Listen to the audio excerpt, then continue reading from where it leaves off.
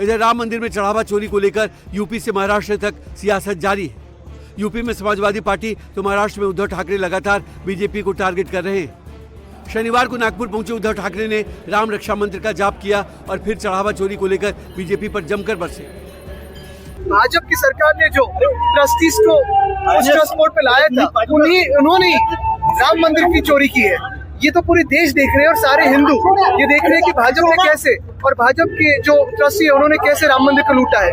उसके खिलाफ सारे हिंदू रास्ते पे आए, सारे राम भक्त रास्ते पे आए। चढ़ावा चोरी मामले में एसआईटी और पुलिस की जांच के साथ ट्रस्ट के एक्शन से एक तरफ जहां दोषियों को सजा दिलाने की कोशिश हो रही है, वहीं दूसरी तरफ इन कदमों से राम मंदिर में भक्तों की आस्था वापस लाने की कोशिशें भी जारी है। यूपी के सीएम योगी आदित्यनाथ ने संभल को 569 करोड़ रुपए की विकास परियोजनाओं की सौगात दी है। शनिवार को संभल के बहजोई पहुंचे सीएम योगी ने विकास परियोजनाओं का लोकार्पण और शिलान्यास किया। इस दौरान उन्होंने विकास प्रदर्शनी का अवलोकन किया और अलग अलग विभागों की योजनाओं की जानकारी ली। सीएम योगी की सभा में बड़ी संख्या में लोग शामिल हुए। सीएम ने इंटीग्रेटेड मुख्यालय भवन परिसर में आयोजित जनसभा के दौरान संभल के विकास पर जोर देते हुए कहा कि अब संभल में तुर्कई नहीं चलेगी, हरिहर भगवान की मर्जी से काम होगा।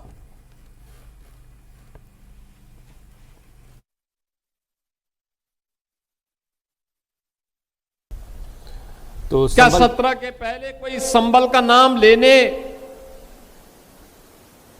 की हिम्मत करता था? तब तो एक तुर्क आकर के यहां पे अपमानित करता था और यहां के देसी मुसलमानों को भी अपमानित करता था। अपनी टोपी को अपनी आंख में लगा करके उनको चिढ़ाने का काम करता था। अपने को बाबर का वंशज कह करके लगातार यहां के लोगों को, भारत और भारतीयों को अपमानित करने का काम करता था। लेकिन अब तुर्क की तुर्कई नहीं चलेगी। अब नहीं चल सकती है। अब तो संभल में वही होगा जो हरिहर मंदिर का आदेश होगा। जो अभी भी अपने को बाबर की संतान समझता है, तो मान करके चलिए कि अब भारत के अंदर ये भारत, नया भारत गुलामी की मानसिकता में जीने वाला नहीं है और गुलामी की मानसिकता को मानने वाला भी नहीं है। उन सबको मैं कहूंगा कि अपनी मानसिकता को दुरुस्त करो। भारत के अंदर रहना है तो भारत के अंदर भारत की परंपरा और भारत की संस्कृति को सम्मान देना सीखो।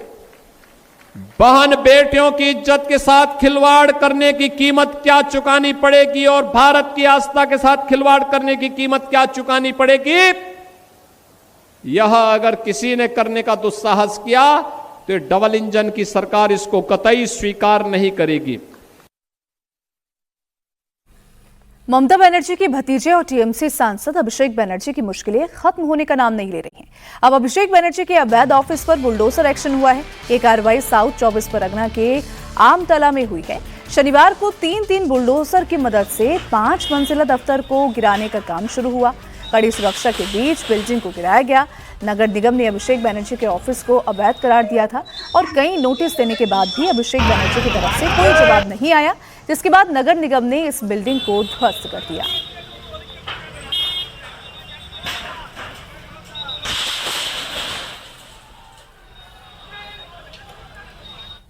टीएमसी जहां अभिषेक बनर्जी के दफ्तर पर बुलडोजर एक्शन को बदले की कार्रवाई बता रही है, तो वहीं बंगाल सरकार और बीजेपी इसे नियम के मुताबिक हुई कार्रवाई कह रहा है। बीजेपी का कहना है कि नगर निगम ने इस बिल्डिंग को अवैध करार दिया, जिसके बाद बिल्डिंग को गिरा दिया गया। नया पश्चिम बंगाल में जो सरकार बना, ये सारे अनऑथोराइज कंस्ट्रक्शन को तोड़ रहे हैं। वो कौन लीगल है कि नहीं है, ये तो इसके लिए न्यायालय है, वहां जाकर बोलिए। सरकार जो निर्णय लिया वो सोच समझ के लिया, दस्तावेज के ऊपर निगरानी करके लिया। तो अभी गलत है तो उसके लिए कोर्ट की दरवाजा खुला हुआ है। क्योंकि इलीगल आप एक सांसद होके प्रतिनिधि हो, उसके बाद भी सब जानने के बाद भी, संविधान कानून सब जानने के बाद भी आप लोग सरकार में थे, कैसे आप लोग ये इलीगल जगह में आप लोग पार्टी ऑफिस बना लिया था? देखिए, जो हो गया टीएमसी के सरकार में 15 साल में हो गया है। अभी वो करप्शन नहीं चलेगा इस सरकार में। तो इस सरकार जहां पे करप्शन है वहीं पे भी इस लोगों को तोड़ रहा है। जनता अभी देख रहा है कि सरकार जो संकल्प लिया था भ्रष्टाचार के विरुद्ध में सरकार है, अभी वही काम कर रहा है। देखिए, अभिषेक बनर्जी का पार्टी ऑफिस इलीगल था और इलीगल काम को तोड़ा जा रहा है। ये तो ममता की सरकार नहीं है, ये सरकार कानून के तहत चल रही है और कानून के तहत जो भी होगा वो किया जाएगा, चाहे वो किसी के साथ भी हो।